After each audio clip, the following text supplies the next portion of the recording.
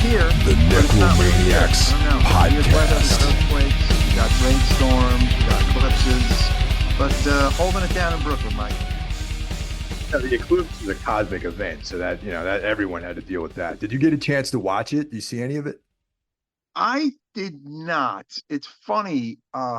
The last one from 2017, I actually kind of saw, quote unquote, at my job. Everyone was looking at it. And a little side note, I think I looked at that one a little too long because my eyes were a mess for like 3 days afterwards.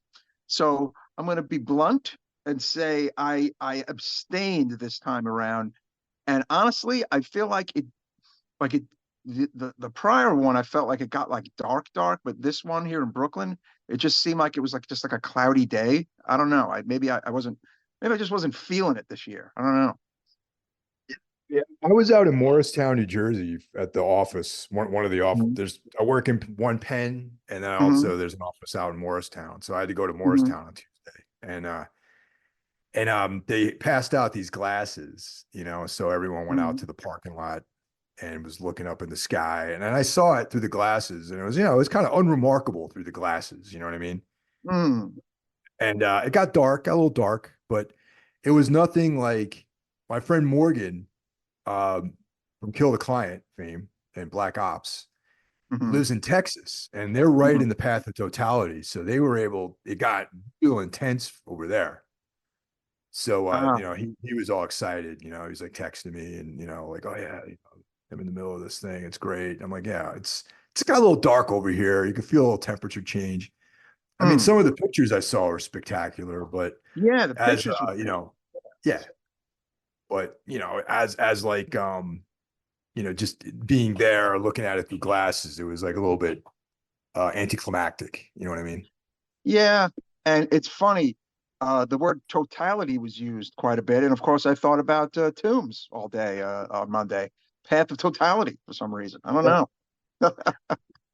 Yeah, Well, tomb. thanks everyone. There's been several people out there who would speak about or take pictures or whatever. I got tagged a lot with Path Nice. Fatality, Tombs. People were Very using this nice. song. So that was cool. Appreciate that. Mhm. I'm glad people Yeah. remember. Yes, of course, of course. But yeah, I thought it was, as the young kids say, it was kind of mid. It was a mid one. I don't know. Wasn't that into it this year. I don't know. Yeah. But yeah, But man, there's I been did feel that earthquakes. earthquake. Yes. Oh boy.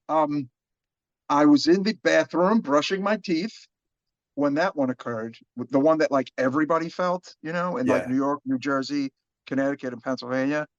And it's funny because apparently there were like roofers here that day.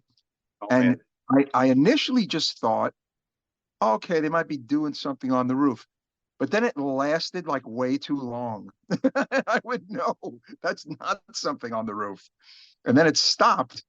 And I remember I texted my landlord's son, who lives downstairs, and I said, "Did you feel that?" And he's like, "What the hell was that?" So it was weird, man. And then sure enough, you check your phone and social media, and like everyone's talking about it. I'm like, "Holy shit, that was an actual earthquake." Yeah, yeah. There was an aftershock too, apparently. Yes, That, that that I was did on a not Friday, feel. I think. Yeah, it was Yeah. Friday that we had that. And Hmm. then there was an aftershock later in the day, and then there was another one a couple days ago. So I didn't feel the other ones. Yeah, I forget what part of Jersey this whole thing apparently initiated in the great state of Jersey. It was maybe even yesterday where they said that some more tremors were happening. But in New York City, we're not used to this kind of crap, right, Mike? Oh, No, no way. Hey, Um, Jeff, Mike, I, and I Mike. I This hope we is don't get them Jeff, often. second time But it caller, was interesting. It calling made from the day Henderson, Nevada, rather exciting. I'll say that. who enjoys yeah, each and for sure it every did. And Necromaniacs episode. another Um, interesting thing happened you listen too to the today. The Lost Highway O.J. episode Simpson right died. now, and I'll be watching it tonight with Yes. Wow. Oprah. Mike Also, and I are a wanted to little also older. thank you We guys vividly for doing the remember episode June of on '94, right, Mike? Threads, Would you say? one of my all-time favorite Absolutely doom remember that, and films. that was Anyhow, cutting to the chase, and I've a been meaning very to call surreal day, guys because about O.J. this Simpson was an ages. athletic hero, But an who actor, do guy I who's in have to blackmail, films, and bribe, or extort? and then you find out Like that he's the also Necromaniacs corporate headquarters for an episode a covering murderer, the original Double murderer, timeless. yes. double murderer. Okay, Don't be afraid of the dark. I think it was a Friday, like mid-June. I think I Again, was Don't Be Afraid of the Dark from DJing 1973. at Castle Heights in Queens, New York, the night This is that not actually to be going down. confused Actually, I know I was. with It the might be Castle Heights. I was DJing 2010 somewhere, and it was on dog TV. shit remake by And Guillermo it was del just, it was Toro. very surreal. I can never forgive It was him for what wild. he's And then done of with course, that. It was awful. like the trial that went But on in anyway, in like the summer of '95. I back remember in that very well. I was working at like 1973, Blockbuster Video I back then, and clearly recall it was watching very, this film for the very first crazy time time. And then of in my course, you know, pajamas at 6 when years old, the jury alone came in back our with the den, our innocent, TV and it was room just, in it was fucking Rochelle wild Park, shit, New man. Jersey. I remember it all very well. And yeah, it was a ruined huge my cultural childhood. event, man, because of just the repercussions of It that scared the living shit out of me. not guilty verdict. And from that That day was like forward, I a absolutely huge thing, loathed like a going down to huge our cultural basement event, man. alone. Like there's all sorts of stuff going Had on a around small that. cast. Stars Yeah, were I King mean, Darby, Jim Hutton, and it came kind of on the Louis heels of like Demarest the whole Rodney from King thing in LA, My and Three the Sons. LA riots were a little And before it was one of the that. greatest lines It was ever, just which kind I of this use to very this day, charged is time, him like saying that 92 to some 95, things would are you better say? left alone. Absolutely, The it film's was. practical effects remain strong to Just this thinking day, back to that, there and was just the a lot of sinister little unrest demons going on and their around that evil are time. still terrifying. There was. I Anyhow, mean, but it never got the hey, the exposure music was love it fantastic. deserved, Let's be and honest. I'm It asking was you guys great to musically. finally do it Great time. justice. Thanks again. Out. No one was not good between 92 and 95, and we've said it before. Horror movies were not very good between 92 and 95. Would you agree? Well, I mean, mostly in the United States, at least, there was a huge lull in the '90s, and Oh yeah. yeah, I'm going to make a bold statement to say that the French actually are the ones who brought us out of that lull in the late '90s, early 2000s. Yeah, agree. But you know what's funny? Like in my research for this, I don't know how, but I came across Scream, okay? And I looked at the Scream Wikipedia, and I realized that I believe I have only seen the first three Scream movies. And I keep hearing good things about those two latter ones. So I may watch every Scream, Michael. How about that? I may do it. Better you than me, man. The first one I saw, I don't remember. I only remember really the first one. I thought it was cute. It was like a cute sort of movie, but like I just don't have that kind of time, bro. I just can't. Well, yeah, it's going to require time. It is going to require time. I do think the first one is a good horror movie, and I think if I put together a top 10 horror movies of the '90s, Scream 1 is in the top 10. As a standalone horror movie, I think it is a good movie. It just begat a lot of crap.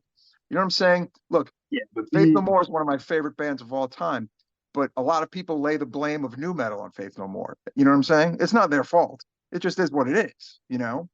Faith No More and Helmet, probably. Right. Faith No More, Helmet, Prong, actually, in my opinion, Prong beg to differ. You know, exactly. But that's for another discussion. But I do think, you know, if one decent movie begat a bunch of crap, that one decent movie is still a decent movie, is what I'm trying to say, you know?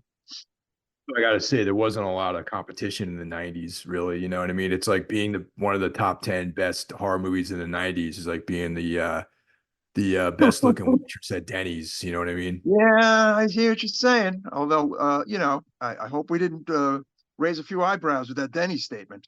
But no, I all hear due what you're respect, saying. man. I love Denny's, so you know. All Pittsburgh. Exactly. Just listen Gotta to love the him. But yeah, it was a Lost weird Highway time. episode.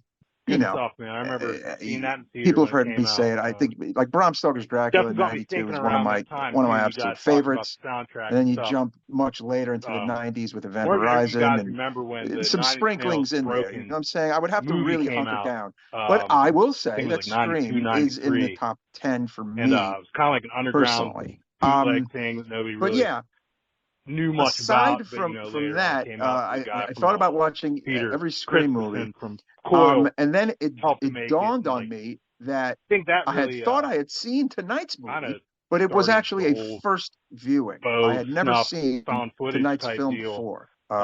Still pretty So, grisly. yeah. I know you can find it on Internet Archive. First time for probably me YouTube. too, actually. So, Oh, But you okay. should read yeah, about Good, the good. backstory. but If, so yeah, before we any get into listeners that out though, there aren't let's familiar. It's pretty cool. just shout That out the also other got me horsemen, of thinking, course. too, You of know, this of course, movie. we're Good part of movie a from, larger group 2000. of I always felt content it was like creators a bootleg who are Lost at Highway war almost. with mediocrity. Was We're Yes, at we war are. with Chasing mediocrity. Sleep And with Jeff so Daniels. kicking the week off, Kind we of, have I don't know, sort of like takes Brandon that, Legion's Horror Wolf 666 coming to you premise, twice a month. dream state Mhm. kind of thing So from what's up next, Lost Mike? Highway, but still a good On movie. Tuesday, Probably one of the those greatest metal direct-to-video podcast in deals, the land. but Partnered worth with, of seeking course, out. us, the greatest But horror podcast in the other than land. And that hope you is gentlemen are all fine and well. Into the And, Necrosphere for all of your appreciate the show. extreme Talk soon. Bye-bye. metal needs. I really liked the Inferno Fest wrap-up episode, Mike Hill. Did you check that out? I tune in every week, man. That's why I get so pissed off when Jackie goes away on vacation at the end of the year. those long December holidays. It's but hey, he needs a break sometimes, But what about me? What about me? I don't have nothing to do on Tuesdays then. Mike needs a month off. Why not? Give yourself a month off. Yeah. So that's who you got on Tuesday. Into Necrosphere. On Wednesday, we have Mike Hill's very own Everything Went Black podcast. Who now? I know people will be hearing this next week. So who do you have on the week this airs? This past week was Locrian. Mm-hmm. That sort of industrial rock electronic band. I got some other guys, other Horseman associates, known associates. You have Dave Berardi was on. We have Matt Prizzo is coming on. Drugoth is coming on. And nice. Yeah, so there's a bunch of known associates, people that are like, they don't have their own podcast, but they're known associates, like in the mob, people who are not necessarily made men, but they're associates. They're right. Exactamundo, as they say. They're friends of ours. You know what I mean? Friends of ours. He's a friend of ours. What do you mind? That's what you got on Wednesday. Mike Hill's Everything Went Black. On Thursday, you're listening to it right now. Hopefully, you're catching it every Thursday, the day it comes out. The greatest horror podcast in the world, Necromaniacs podcast. Giving you your horror needs every week. On Friday, we have my brother from our actual mother, Mr. John Draper himself, with Spitball Media. Check it out. They talk about movie, television, the streaming world, all sorts of good stuff. Saturday, take a break. I think one day winter will be over here in the Northeast, counting on that. But on Sunday, Mike, who do we got? Sunday is Carl a.k.a. Soul Knox. And Carl and I are doing a collaboration called Darkness Weaves, where we talk about the work of Karl Edward Wagner. And we trade off who does the show every month. And once a month, we talk about Wagner. And right now we're working on the Kane short stories, and we're plowing through all those. And Carl has actually publishes Thursdays and Sundays. And correct. Yes. He focuses on like the occult, darkness, all that good stuff, Then we have yet another horseman, folks. And if you've been listening for the last few months, you know who that is. It is Cheyenne of the mighty Trivax, right, Mr. Hill? Oh yeah, man, and it just looks like a lot of great stuff is happening for Cheyenne. I mean, his podcast is killing it. Trivax is killing it, and yeah, man, it's going real well for him, man. Iblis Manifestations. Hit that subscribe button. It's a very cool show. And there you have it, kids. The horsemen of the podcasting apocalypse. Subscribe to each and every one of us and tell a friend while you're at it. Mr. Hill, what are you watching? What are you reading? What are you up to?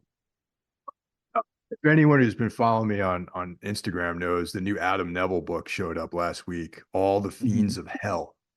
And I'm into that. That's what I'm reading right now. And it's a little bit different for Adam. It's you know him as the guy who's into like the kind of Arthur Machen folk horror, weird fiction, stuff like that.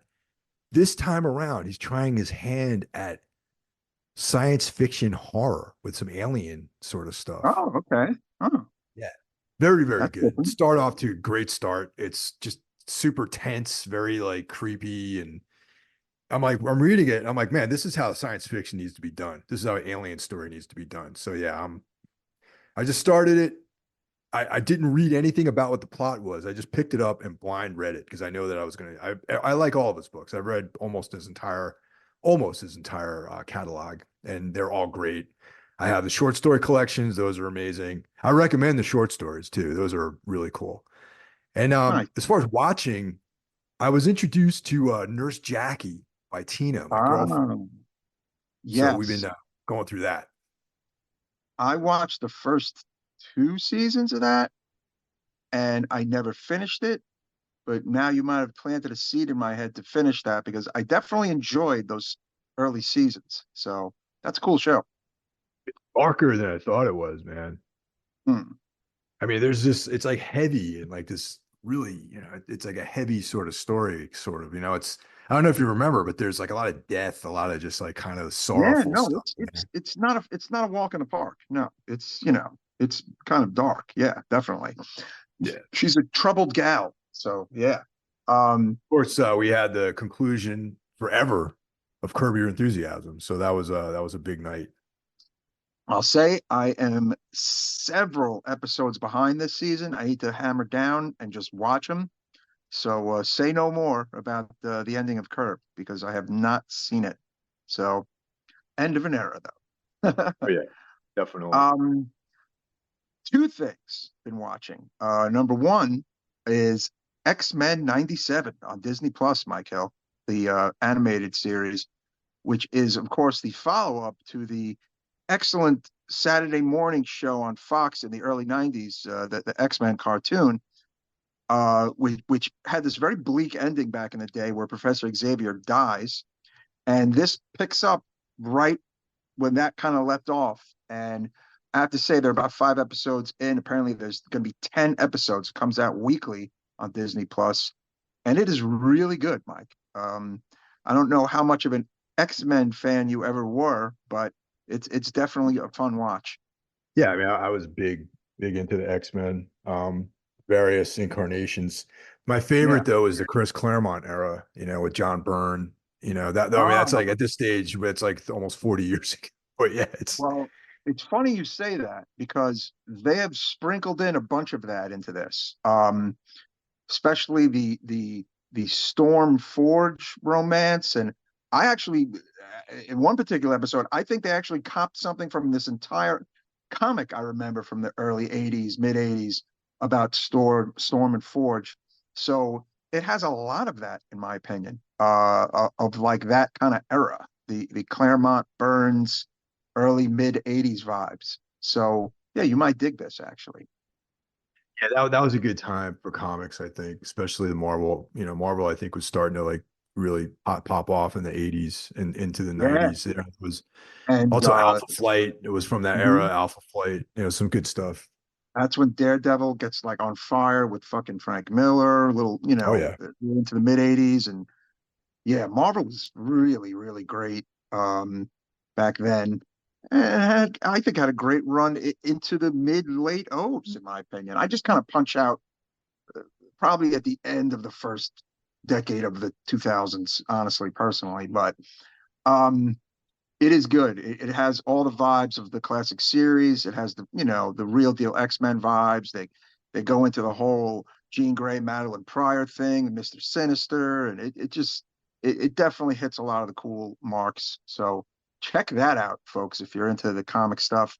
And Stella and I have embarked on Miami Vice. We are on season one. We're about to start episode three, and we are enjoying it very much. By the time episode two hit, of course, Ed O'Neill, Al Bundy, plays a very dark rogue cop, and he's the first of many future stars, of course, that Miami Vice has on the show. Literally, you never know who you're going to get on an episode. I mean, so many people's careers. Well, before they even had careers, they had these little bit parts on Miami Vice, so it's kind of fun to watch.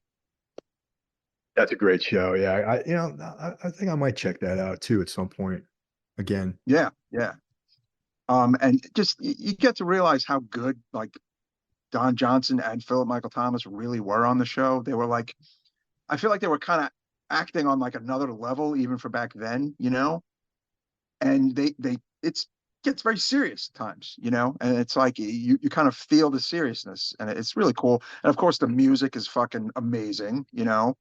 Um, and the clothes and everything, the cars, and it's just, you know, it it's funny how like even now, well into the 2000s, we're in the 2020s, like people still love the 80s. You know what I'm saying? Like it's Yeah. kind of like never, it's like never going away, you know?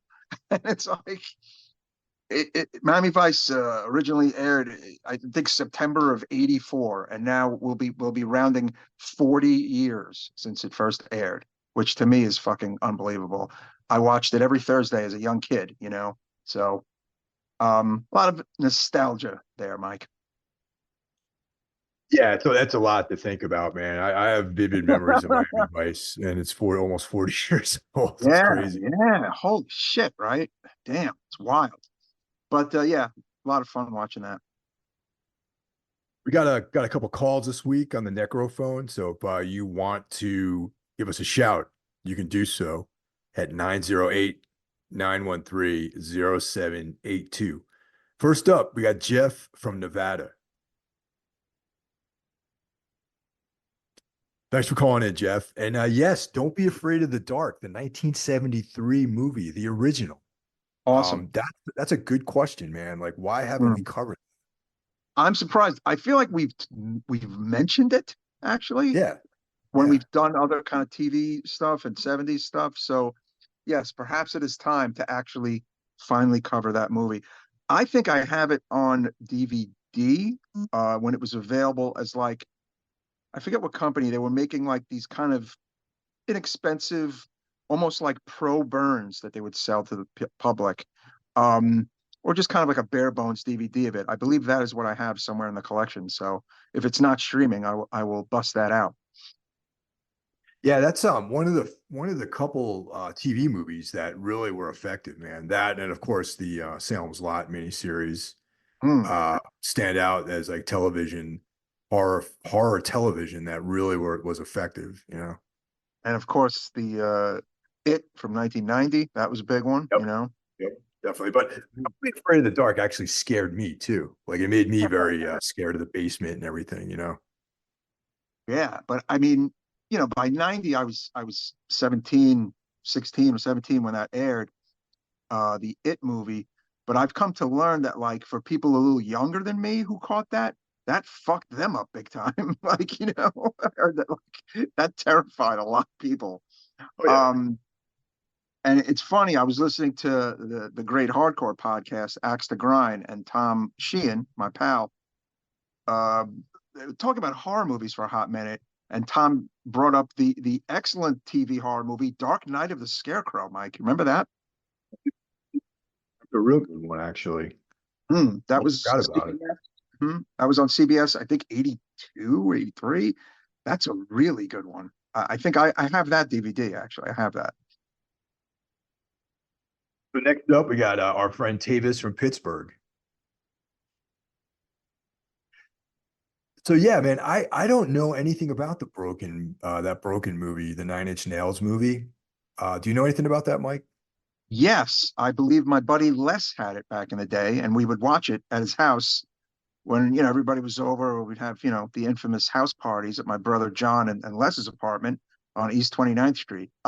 Yeah, I've seen it actually. It's pretty cool. That was when, like, you know, Nine Inch Nails was like this kind of like, I don't know if I want to use the word dangerous band, but they had like this cool kind of like vibe and hype on them. And they kind of crossed over into like, you know, guys who listen to hardcore, guys who listen to metal, and of course, you know, the industrial and goth kids too. Um, and it's amazing how like, I mean, that was a long time ago, and now Nine Inch Nails, you know, they command arenas still. So, I mean, that's a fucking. He's had a wonderful career, Mr. Reznor. In the early 90s, I kind of didn't pay attention to Nine Inch Nails. Like I was I dug Ministry, of course, Godflesh, stuff like that. And I did check out Nine Inch Nails because I was getting into a lot of that stuff. And yeah, Pretty Hate Machine was cool, but like I kind of Trent Reznor's voice always bothered me. You know what I mean? Interesting. But in the last 5, 6, 7 years, I've actually become quite a big fan of Nine Inch Nails and Trent Reznor, especially his film work. I think is amazing. And like, I think we're going all the way back to this came up because of the Lost Highway episode. Yes. I think the I'm Deranged song on that soundtrack and his collaboration with Bowie is what kind of brought me around to Trent. And I started maybe giving him a little bit, a little respect, I think, back then. And then in the last, probably more than 7 years, maybe like, 2010, 2009, I started becoming more of a fan, actually. Another great track, the Bowie track that was, definite Reznor vibes, the I'm Afraid of Americans song. That's fucking great. Great one. No, but that is a great soundtrack. I have it, the vinyl, and like pretty much every time I DJ, I bring it with me and play something off that soundtrack. So it is pretty fucking great. Yeah, it's a powerful soundtrack. And it's funny, Jeff and I were talking about how that's like kind of like the exclamation point at the end of the 90s. It's like it came out in the late 90s. It was like the 90s, boom. Everything about that movie is just so 90s, but it's not, it's still timeless though. That's 97. And honestly, yeah, like 98 and 99, I think like the impact of the boy bands and like Limp Bizkit and just and Creed, like things get really shitty, I think, after 97. You know what I'm saying? Yep. Like, You do. so that's actually, I think, a fairly decent point that soundtrack, I almost feel like, is quote unquote the last soundtrack of all the epic ones of the 90s. Yeah. Got a little too big pants, like new medley for me, Yeah, no, yeah. Things get real oofa. That of course now people are nostalgic for, but not me and you. Don't fuck with it. I cannot fuck with new metal. No. Like maybe but, like like the Deftones. That's about as new metal as I get. yeah, I mean, I respect them. I'm not a huge fan of theirs, but I respect them, and there's a good couple of songs that I like, and if they came on, and I'm I'm not hating life when they're on. I have friends that like love them. I was never that into them, but yeah, it's a good point about that movie and that soundtrack kind of like putting a cap on things, even though the 90s got about 2 years left. Those last 2 years were, the 90s coolness is not there, in my opinion. So, yeah, did you see that Ozfest 99 thing or whatever the hell it was? This, like, I think, like, look, there's like a sprinkling of good bands on that on some of those on those Ozfests, obviously, but a lot of it is just garbage, like garbage bands, like Cold Chamber and like just terrible shit. But then you sprinkle in like maybe the Slayer did one and Typo did one or whatever, and of course, Pantera, not garbage, obviously, but They were on that they were on the Limp Bizkit one. Like, I didn't know that. Well, there were a bunch of Ozfests that went on for a couple of years. And I remember I never went to a single one. I'm sorry, Woodstock 99, the Woodstock 99, the documentary. Yeah, that documentary. No. Not Ozfest. Ozfest had sick bands. You said like Ozfest, yeah. But what's I funny made a is that there. you can equate the two of them in some ways. But whereas like there's a sprinkling of good stuff and just a lot of garbage. Yeah, the Woodstock 99 era is the nail in the coffin, obviously, of the 90s, and it's just a lot of terrible bands with a tiny handful of good ones, yeah. Any good bands that might have played that? Like who, really? That one was definitely, well, what's funny is like Red Hot Chili Peppers did play Woodstock 99, and Limp Bizkit did play Woodstock 99, and I'm trying to remember the documentary. It's not all horrible, but it's like mostly bad. Yeah. There's a few okay bands on Woodstock 99, obviously, but it's a far cry from the 94 one, which was better. Yeah. I think it's kind of funny that everyone suffered at that festival. Like it's Mhm. yeah, I don't feel anything for them.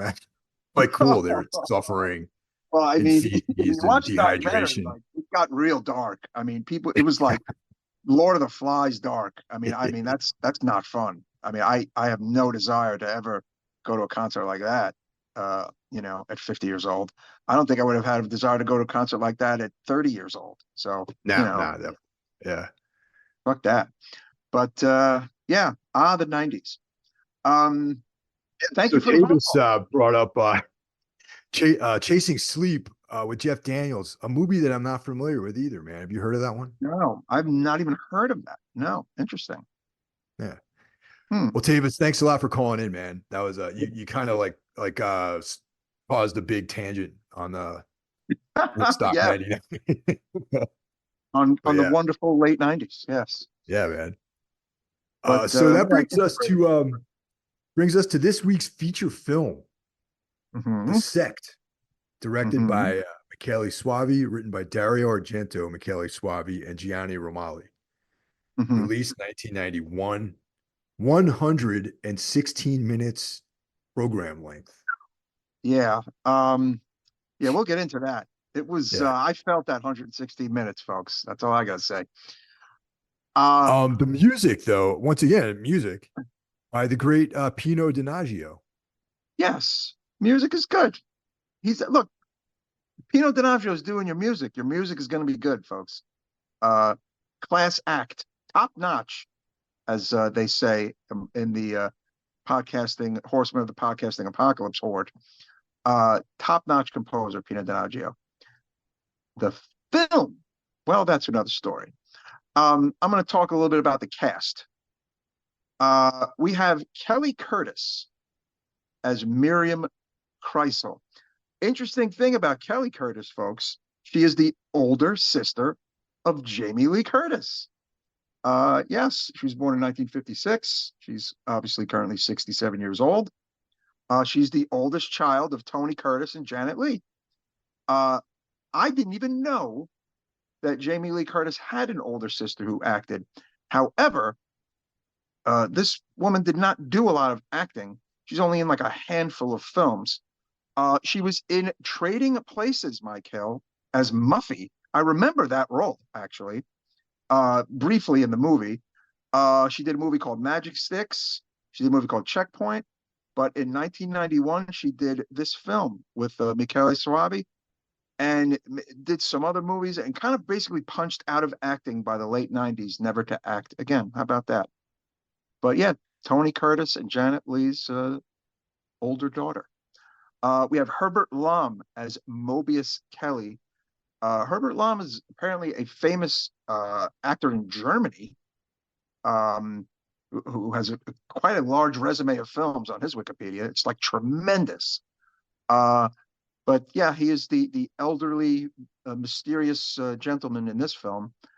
Mariel Angelina Giordano as Catherine, Michael Hans Adate as Franz, Carla Casola as Dr. Pernath, and Angelica Maria Bach as Claire Hines, and a very brief role by the very cool and very awesome Giovanni Lombardo Radice as Martin Romero, who's in the very beginning of the film. And folks, you should know who this man is. He's from Gates of Hell, House on the Edge of the Park, Make Them Die Slowly. You know, he's also in Stage Fright, directed by Michele Soavi. Uh, he is actually also in The Church, directed by Michele Soavi. So you should know who he is if you know your Italian horror. Um, yeah, this was a long movie, Michael. Would you agree it was rather long?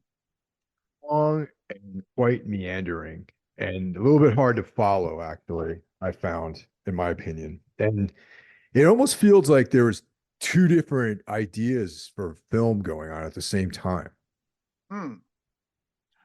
Yeah, and okay, we've sung the praises of Michele Soavi quite a bit here, folks. Uh, Cemetery Man, Della Morte dell'Amore from 1994 is on, or should be on, many top 10 best horror movies of the 90s lists, Michael. Would you agree? It's one of my personal favorites, actually. I Yeah. mean, not just in Italian horror, but like in overall, the genre itself. It's one of my all-time favorite movies. I own multiple copies of that too, by the way. Yeah, it's a great movie. See it if you have not seen it. But he comes from, some really great lineage. The first thing he directed was Dario Argento's World of Horror, the excellent documentary that you need to check out, which we've talked about here on the show. Then he did 1987's Stage Fright, which is a cool giallo film. A little wacky, but a solid, solid Italian horror film. Then, of course, he did The Church, which we covered last year. Mike, was it? Covered it last year. Yeah, we definitely did The Church, also known as Demons 3. And then Mike brought up the idea, hey, let's round out, Soavi here, and let's cover The Sect from 1991. It's streaming on Shudder, and we had, best of intentions, as they say. But all those last three, Della Morte Dell'Amore, aka Cemetery Man, the Church, and the Sect all have Severin releases. Yes. Well, the Sect is like more. I think it's still in pre-order, but Severin, they're going to be joining the Severin catalog. So anyone who's interested in getting updated versions of these films are available, and it seems like Shudder carries a lot of the stuff that Severin puts out. It ends up streaming on that channel. Yeah, which is great. I mean, because let's be honest, you're not gonna see it on Netflix, So No. that's the great thing about Shudder, and that's what makes Shudder essential, especially if you're say you're a big horror person, but you're not a big buyer of Blu-rays or whatnot. Having Shudder could cover quite a few bases. I mean, especially for some of these limited Blu-rays that come out and they sell out and they never come back. Chances are it's probably going to be on Shudder, or it stays on Shudder, which is even better. But sometimes stuff disappears off of there when the licensing runs out or whatever. I hate that. Yeah, I mean that's not fun, which is why it kind of pays to buy the Blu-ray, or buy the DVD if you have a DVD player. I mean, sometimes you can find these for the DVDs. Often you could find for not that much money at all. But when it comes to like the limited Blu-rays, you got to plunk down some coin. But yeah, as a matter of fact, Soavi had like a small role in Demons. He was also a second unit director for Tenebrae, A Blade in the Dark, second unit director on Opera, Dario Argento's Opera. He's, working guy. And then by about the mid 90s, he kind of leaves the film world and goes on to an extremely successful Italian television career, Michael. Pretty much almost all of his credits from 99 on are on Italian TV, a few movies here and there, but he made a big name for himself on television, which is cool. I was aware of that, but I've never seen any of his TV. Yeah, I mean, a lot of it's probably, not available, but I imagine some of it's quite good. So yeah, tonight's pick was, Mr. Hill was like, hey, let's cover this. And I'm like, sure, sounds good. I mean, on paper, it looks like a wonderful film. It has a second name. It's called The Sect in Italy, La Setta, but when it came to America, it was called The Devil's Daughter. Which, well, let's just say that's kind of the giveaway here, right, Mike? About the kind of the crux of the movie. We're dealing with kind of a, what satanic cult kind of movie. Rosemary's Baby-ish, maybe. Right? What would you agree? But I think the way the story is told is kind of it's a great concept for it's a great it's a great trope. It's a great film to have. It's a great storyline to make a film out of, especially with some of the elements in this thing. Or the elements were there, but just the execution wasn't quite there. Like I like the beginning and I like the end. Yes, everything in the middle was like kind of hard to follow and boring, maybe. And but the beginning and the ending is strong, and the beginning is very strong, I think. Hmm. Um, talk about the beginning, actually. Interestingly enough, it's supposed to be 1970 Southern California, Of and California. uh, and the song that they're playing, they actually, for somehow, I don't know how they managed to get the rights to this, but they play the very famous song "Horse with No Name" by America. However, that song came out in 1972. So hey, you know what? It's a bunch of Italians. I'm gonna give them the leeway on that one. What do you say, right? I mean, the song wasn't out in 1970, a little bit of a screw up there. Let's be honest, tons and tons of American horror movies and non-horror movies mess up song timelines. Not everybody's going to realize that, but hey, what are you going to do? A group of hippies, uh, kind of come upon this family of, that other hippies that are kind of like in the desert, right? This kind of like strange lurker guy comes upon them, and uh, I don't know, it almost looks like Jesus-esque, like the way he just kind of like comes upon them, but he has no good intentions, Mike. Let's just say that. He is not Jesus. Yeah. Well, one of the things I thought was interesting too, was funny, was like when it takes place in Southern California, but it flashes South California. Yes, You know, South California. Right. yeah. Hey, And these are native Italians. What are we yeah. going to do? But so yeah, the stranger, his name is Damon. And Mhm. so see, this is the part, having this is the first time I'd seen it. I haven't seen this film ever. So the Yeah. first time watching. So we're Hmm. out in the desert. We got these hippies, playing guitar, we got a horse with no name, Hmm.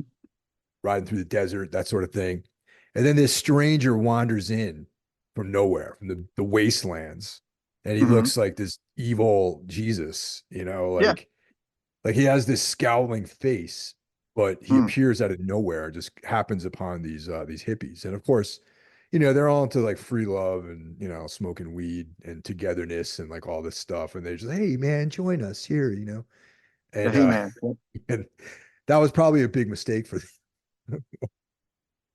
Yes, because as night falls, unfortunately, this whole hippie encampment gets wiped out via ritual murder by Damon and his helpers. It's very Manson-esque. Would you agree, Mike? What I was thinking this was going to be. I thought the setup reminded me of, it might be some kind of like desert devil movie. Yeah, and you know what? Perhaps it should have stayed the Desert Devil movie that we don't really get. um, Right.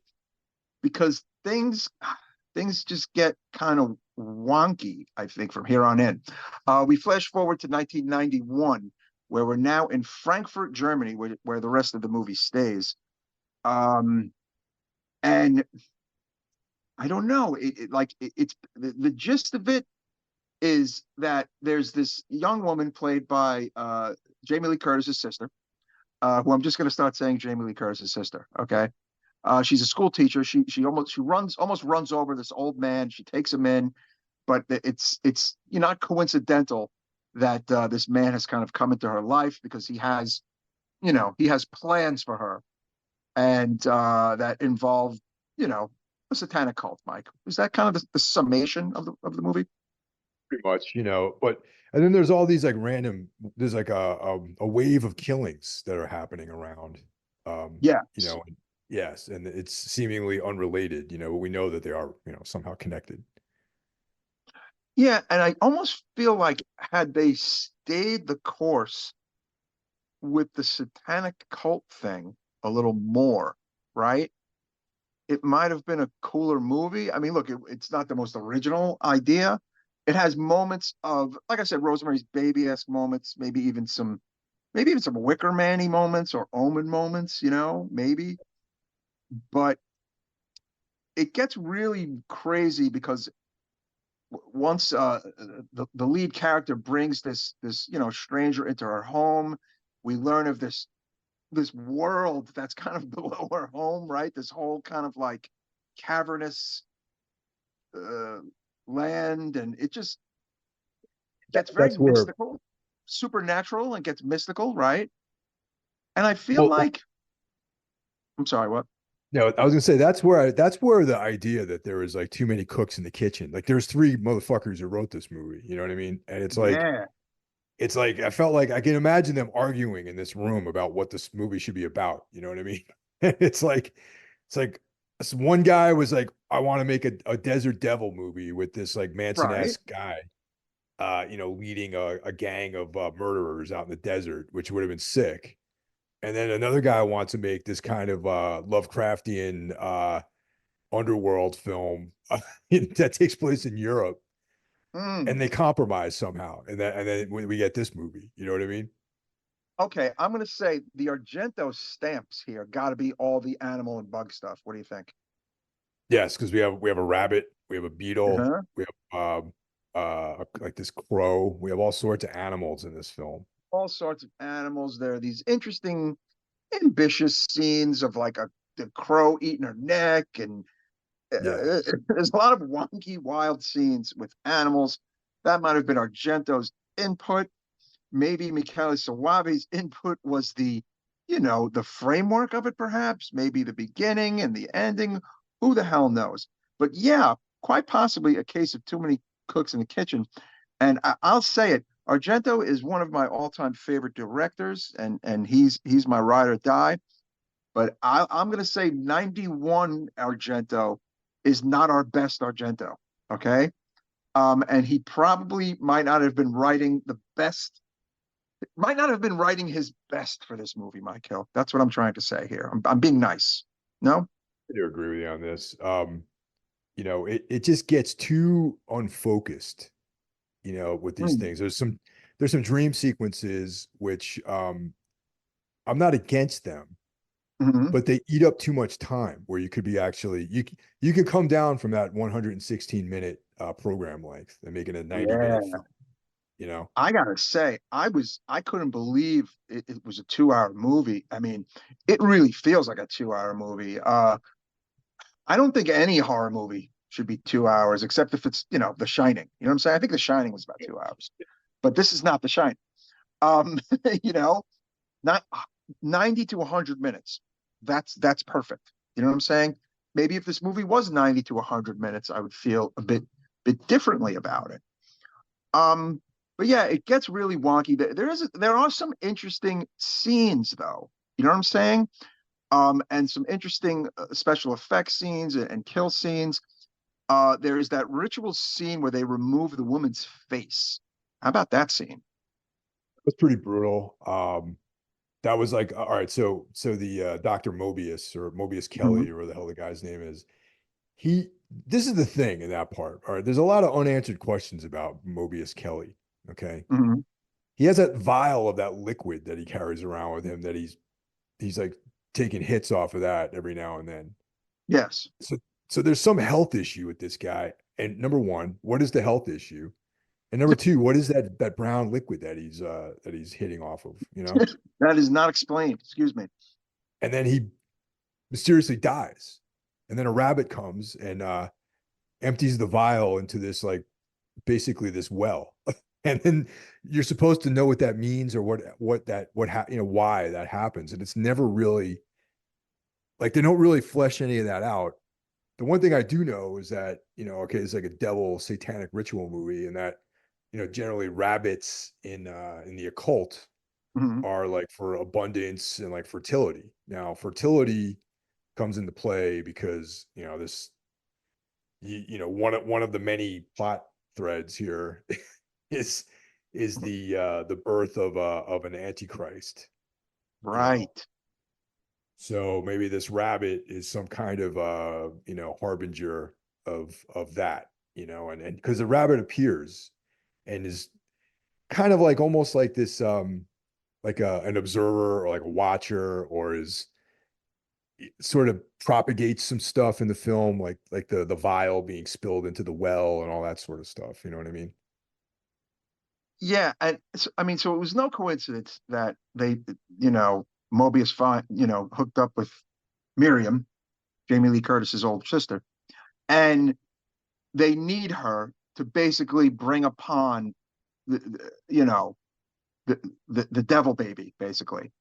Um, there's a scene where how she gets impregnated, which is just bonkers. Like they have her like in this underwater thing, which is underneath her own house, and they impregnate her by just like basically almost doing like nothing at all. Like they just kind of like touch her and like it's just so strange. Like they touch her stomach and all of a sudden she's able to give birth to the devil. It's very like wonky.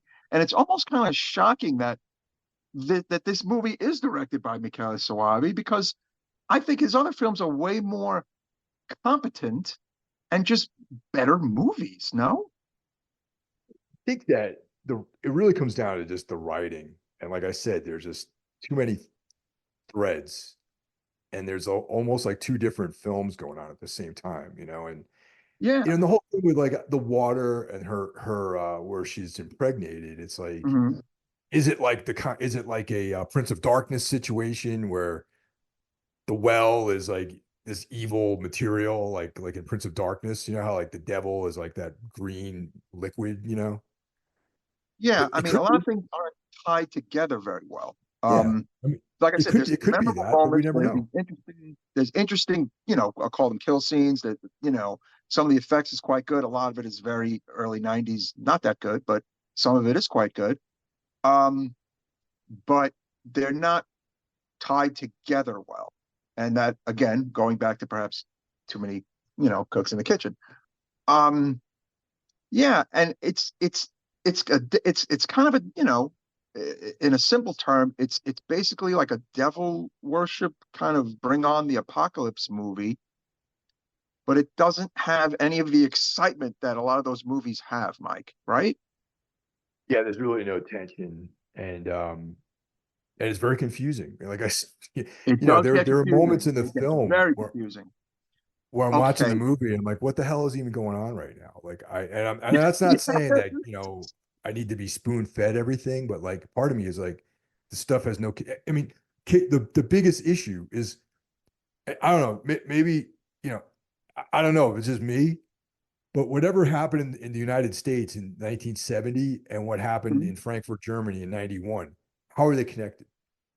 Yeah, there's literally no reason. I mean, That's except to exactly. show that though they have some and of course, the Damon guy, of course, comes into 1991 looking exactly the same as he did in 1970.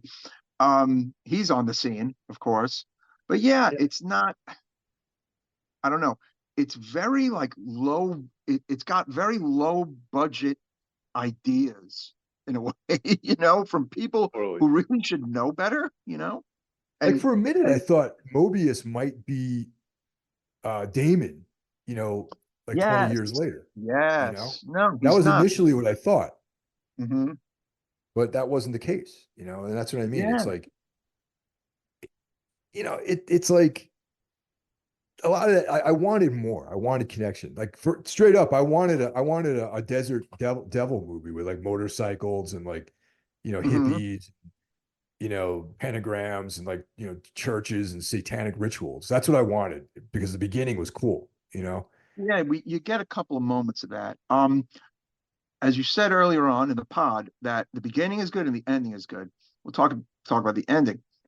Um, she gives birth to the baby. The baby looks like a regular baby, and it's a real baby, by the way. That's definitely a real baby that they used at the end of this movie.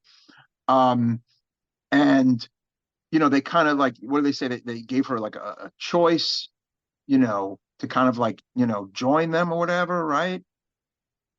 Um, but everything kind of ends in a disaster.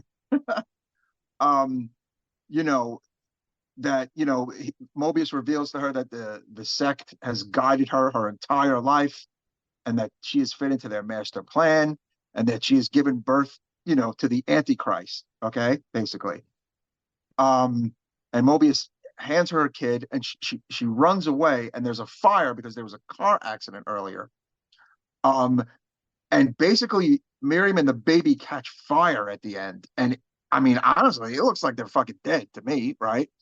Yeah. Um, I mean, and there's actually very good special effects here at the end of this movie where they show the charred remains. I mean, that actually looked really good, I have to say.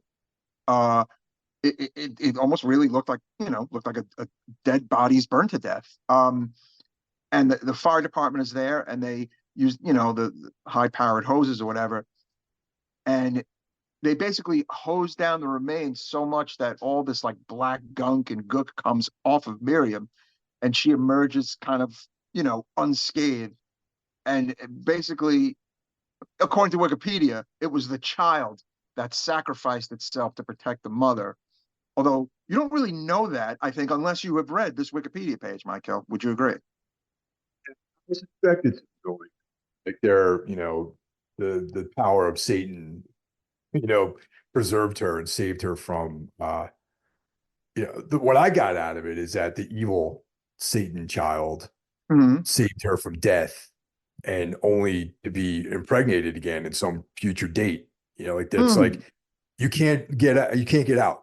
Once you're in, you can't get out. Maybe, that's kind of the vibe maybe. I got. I think you're ambitious there. I think the baby is dead and she's good to go.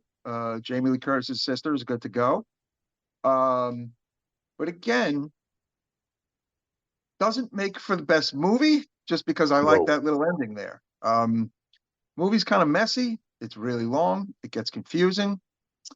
Again, Mike, you said that there might be like 2 or 3 movies in one here. I think that could be very well be the case. And yeah, and it's almost like come on, Soavi, you're better than this. That's kind of what I was like. I'm like, this is his movie, huh? How about that? It was almost shockingly bad, I'll say. I don't say that very often on the show, folks. I don't say that very often. Now, like the church was good. I think I enjoyed the church, but the church is like way better than this. And it shouldn't be way better than this. You know what I'm saying? And Cemetery Man is way better than the two, Yeah. So Cemetery Man was like his last out of those 3. He was the last one though. Yeah, like some people refer to Cemetery Man as the last Italian horror movie. I mean, some people because it was so good, and that was like 94. It didn't even hit America, I think, till like 95. But yeah, I think it's an uneven film. It's a messy film, and I don't know. I'm a little bummed out by it, but I have watched worse films, Mike. I think we both have watched worse films, and there are worse films out there. But I think ultimately this is one for the Italian horror completists, and definitely, I guess, for the Michele Soavi completists. No, it's on Shudder, mm-hmm. so you can watch it, and I recommend you watch it. I mean, it's worth checking out. It's like watch it early in the evening and then watch something else after it. You know what I mean? Like, don't stay up late and watch it. Watch it early. Like, Friday night comes around, you're hanging out with your girlfriend, maybe like have some dinner, put it on. Okay. But you got another movie in the chamber for afterwards. You know what I mean? But that's how you should do it. Maybe watch this and Cemetery Man because they're both on Shudder right now. Right. There you go. But here's the thing that I can't tell a listener to do. This is not a good representation of Italian horror. This is not a good representation of the Argento Soavi kind of world. And I almost feel like for a newbie, to this, who puts this on, it might be like, oh, fuck this shit. You know what I'm saying? So definitely don't make this the first foray into Michele Soavi. You know what I'm saying? Do not, because you might not want to watch the other movies. So for the first time in a very long time, I'm giving a 2.5 to a movie. This is not an essential movie. How about that, Michael? Man, I gave it slightly higher. I gave it a 3. Okay. But I feel what you're saying about if you're new to the Italian horror genre and you want an entry point, this is not it. No, right. Definitely, right. And specifically not a Michele Soavi entry point. Definitely entry point for him is Cemetery Man, Della Morte Dell'Amore. That's his. Yeah. It's one of the greatest films ever made, in my opinion. So that one is like something you got to see that one first, and they move on. Yeah, And Stage Fright is solid. I own it on Blu-ray. It's a different kind of giallo too, you know. But yeah, it pains me to give this the 2.5, meaning not essential and not worthy of your time. But I have to do it, man, unfortunately. But yeah, man, how about that? History has been made. I can't remember the last 2.5 I gave. Can't remember. Yeah, we've been on a pretty good tear with quality films. You know what I mean? Mhm. You know, maybe because we've been sticking to the older films that you know, we're trying to do like a project here with great movies, you know. But I will say this, listeners, there's a bunch of new crap coming from Necromaniacs, meaning new movie crap. So, you know, keep your eyes peeled for that. Um, Definitely wanted to talk about something that me, Mike, and Jeff were texting about today, and that is, of course, the release of the trailer for the remake of what was one of 2022's best horror movies, and a movie the three of us dug. Speak No Evil, Mike, huh?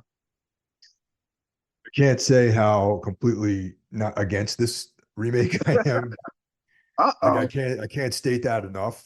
Because the original is so great and there's literally no reason to remake it, even if you're someone who doesn't like watching you know, looking at subtitles.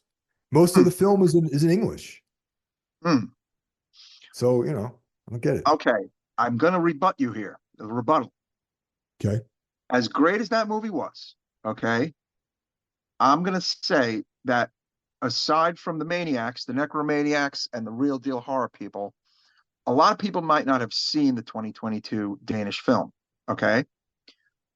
This movie is from a solid director, the remake, James Watkins, who did Eden Lake. He did The Woman in Black, and he did The Descent Part Two. Well, he was a second unit director on that. Um, he, you know, again, I think a fairly solid director. Not a horror newbie, you know, a guy from our world at least. And it is from Blumhouse, which means it's gonna get a lot of promotion, and it stars a very well-known actor, James McAvoy. So you add all that up, and I see why it was remade. Now, whether or not it should have been remade, different story. We have not seen this movie yet. However, the trailer, folks, looks note for note the same as the 2022 movie, Mike. No? It's like, and that's kind of the thing. Like, I mean, I'll probably watch it and we'll probably talk about it, you know, Oh, but yeah, yeah, yeah. I mean, I just don't, I understand what you're saying. Like, you know, Mm-hmm. it was a foreign film, you know, it, for horror, for the hardcores like us, it is something everyone saw. But, Mm-hmm. you know, as far as like the greater masses, it's, you know, because it's a Blumhouse film, so it'll be in the theaters. You know It'll what be I mean? everywhere. Like, Yeah, it'll be everywhere. yeah, it's Mm-hmm. going to be everywhere, and that's good. And yeah, yeah. I mean, yeah, I'll see it, but I kind And of it's going to be through Universal. Comes out September 13th. And I was talking with John Draper earlier, and John thinks that perhaps they do change the ending. Maybe not. Look, not to be more like mainstream, but something like change it up somehow to differentiate it from the original. Because, folks, it looks just like the fucking original when you watch this trailer, which you should after you listen to this podcast.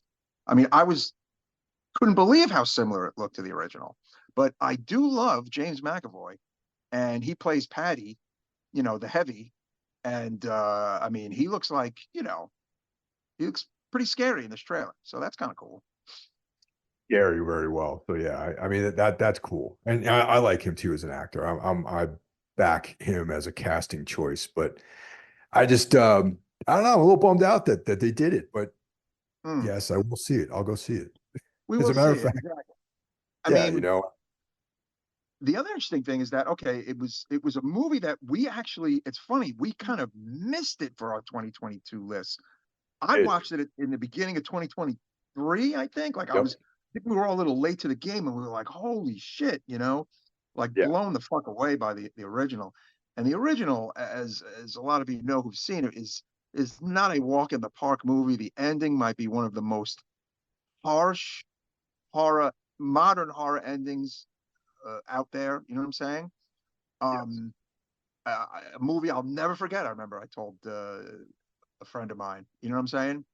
But I think this remake looks promising. I hope the ending isn't a happy ending. I mean, who the fuck knows? I doubt it. It might be the same exact ending, but I have a funny feeling they're gonna change some shit. They have to.